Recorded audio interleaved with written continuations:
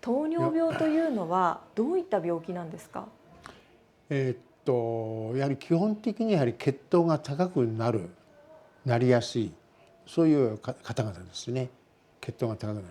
で、血糖が高くても症状は全く出ません。症状がないためがっていうのが一つの糖尿病の落とし穴になっています。血糖を高くしていると今は症状ないですけども、3年5年後にほぼ合併症が出てきますから。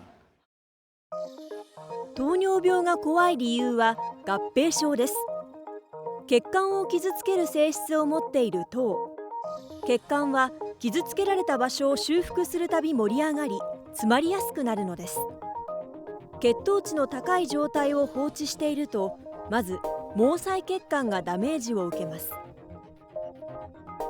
結果、目の血管で起これば失明の可能性、腎臓の血管なら腎不全、他にも影響が出やすいのが足の神経。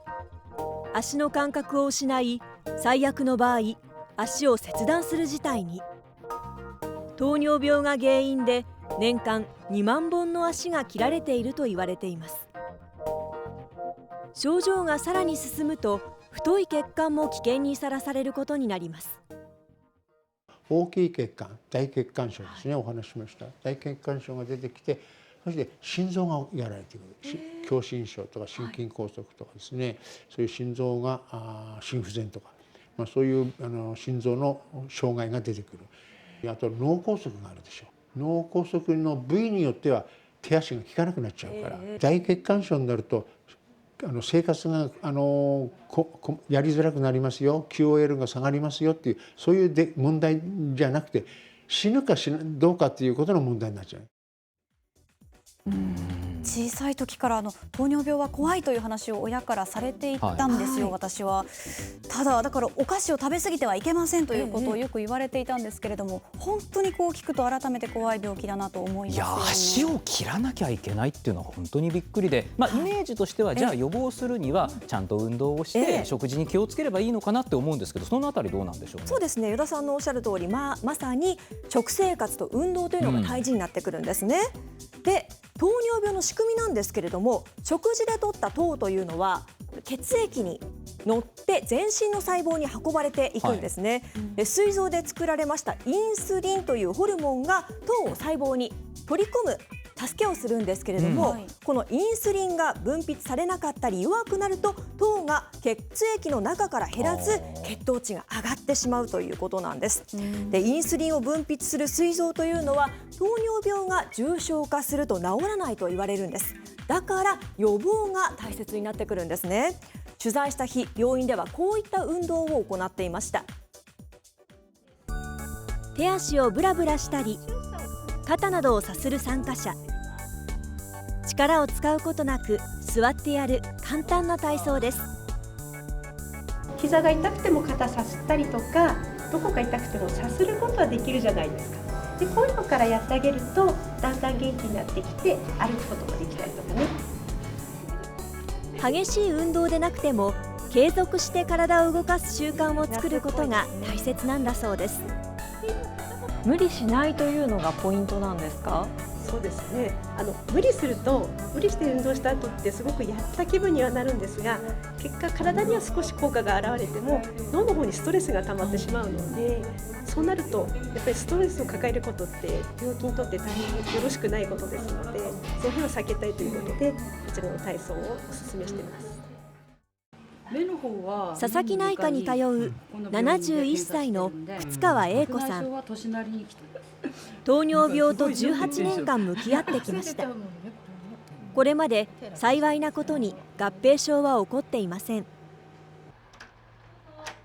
失礼します。糖尿病になった原因は何だったのでしょうか。靴川さんのご自宅を訪ねました。主人が定年になってずっと家にいるから毎日コーヒー何杯も飲むよね。やっぱり2人ともお砂糖入れて、やっぱりコーヒーは甘くなくちゃってね、飲んでたのね。それが引き金だったと思うの。主食のご飯は1食 150g までという食事制限を続けています。ご飯は計量して容器に1食分ずつ保存し、それ以上は食べないよう努力しています。お肉などは食べられるんですか？お肉も何でも食べれる。何を食べてもいいんだけれども、だから例えばバラ肉とか脂の多い肉は避けるとか、でもね、桃ばっかりも美味しくないからね。今一番我慢するので辛いことって何ですか？おはぎ食べたい。おはぎがお好きなんですね。大好き。食事制限だけでなく、自分で血糖値を測定、上がっていないか欠かさずチェックすることも大切です。食べることが好きだという靴川さん、この人形を吊るす吊るしびな作りを趣味にして食事制限の辛さを克服しました。今は孫の成長が楽しみだと話します。主人はさ、他人だからいいんだけどね、子供たちがやっぱりね、気になるから、子供たちにはやっぱり私の遺伝子ついてるから、若い時から気をつけてねとは言ってるけどね。はい、もちろんお父さんはどうでもいいという話ではなくって、はい、親族が糖尿病だと、お子さんも糖尿病になってしまう可能性もあるので注意しなければいけないなということなんですね。で、健康診断で血糖値だけを測っていても安心することはできないんです。年に一度健康診断を受けていて大丈夫という方は安心ですか？普通の健康診断、職場でやっている年1回の健康診断ですね。それで糖尿病という状態はわからないと思います。そうなんですね。健康診断ではわからない糖尿病は隠れ糖尿病と呼ばれています。空腹時血糖はいつも正常なんです。正常か正常以下です。ですけども、物を食べるとドーンと上がっちゃう。食事をして後の血糖を見るっていう、そういう習慣をつけないとならないんですね。はい、隠れ糖尿病の人は、健康な人と食事をする前というのは同じ値なので、非常に見抜くのが難しいということなんですね。そこでこういった自分で血糖値を測ることができる機器に今注目が集まっているんです。こちらの小さな白く丸いものがセンサーになっていまして、二の腕の裏側にペタッとシールと針がついているので貼るんです。で、そのセンサーをこの本体でピッと読み取っていくというものなんですね。今こういったものが出てるんです。で、このセンサーで測ったものがこちらになるんですけれども、このグラフ、スナック菓子とカップ麺大好き45歳のスタッフが6日間測った血糖値のデータになります。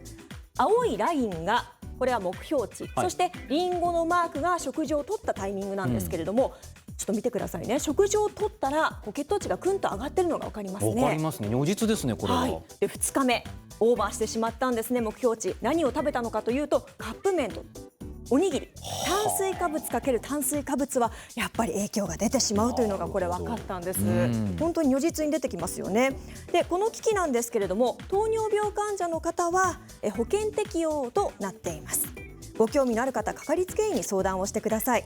健康な人でも自分の血糖値を知ることで糖尿病の予防につながります。ぜひ皆さんも一度チェックするようにしてみてください。以上、医療の味方でした。